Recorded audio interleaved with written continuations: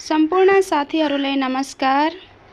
आज हामी चाहिँ नेपाली व्याकरण अन्तर्गत पर्ने कालपक्षको बारेमा अध्ययन गर्नेछौँ है।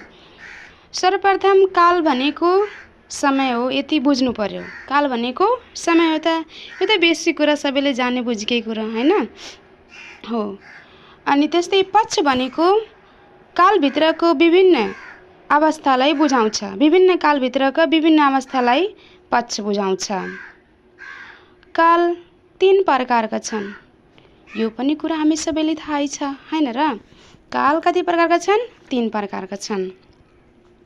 त्यसमा वर्तमान काल, भूतकाल, भविष्यत्काल हैन। वर्तमान काल भनेको चलिरहेको समयलाई वर्तमान काल भनिन्छ। जस्तै म अहिले यो भिडियो बनाइरहेको छु, तपाईहरू पनि यो भिडियो हेरिरहँदै पढिराख्नु भएछ भने त्यो कुन कालभित्र पर्छ? वर्तमान कालभित्र। जस्तै आज हामी भन्छौँ नि, आजको समय, त्यो पनि वर्तमान काल। अनि जस्तै नेपाली डेट हेर्ने हो भने आज मिति 2083 साल जेठ 15 गते, जुन दिन मैले यो भिडियो बनाइरहेको छु त्यो पनि भयो वर्तमान काल हैन। त्यस्तै अब भूतकाल, बितिसकेको समयलाई भूतकाल भनिन्छ। भूतकाल जुन बितिसके, जुन समय मरिसक्यो त्यसले हामी भूतकाल भन्छौँ। जस्तै हिजो अब हाम्रो लागि बितिसक्यो, त्यो कहिले पनि फर्केर आउँदैन, त्यो भूत बनिसक्यो हैन। जस्तै भन्छन् कि मान्छे मरेपछि भूत भन्छन्, त्यो त एउटा किंवदन्ती हो, कहावत हो, मतलब धेरै माड नगर्नु होला। तपाईहरूले बुझाउनको लागि यो वाक्य मैले भनिदिएको हो।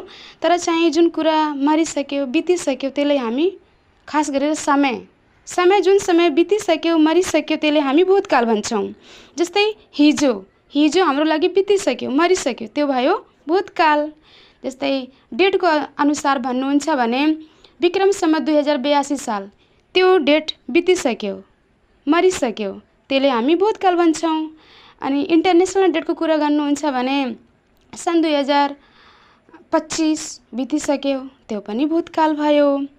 अब आउँ हामी यता आइहाल्यौँ भविष्यत्कालमा। आउने समयले भविष्यत्काल भनिन्छ हैन। आउने समयले भविष्यत्काल भन्छौँ।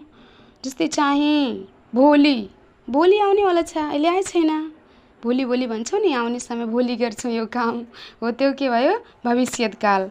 जस्तै डेट अनुसार भन्ने हो भने विक्रम सम्वत 2084 साल, जुन अहिले आएको छैन, त्यो आउनेवाला छ, त्यो भयो भविष्यत्काल। इन्टरनेसनल डेट अनुसार हेर्ने हो भने सन् 2027, त्यो पनि भविष्यत्कालभित्र पर्छ। आई होप तपाईहरू बुझिराख्नु भएछ।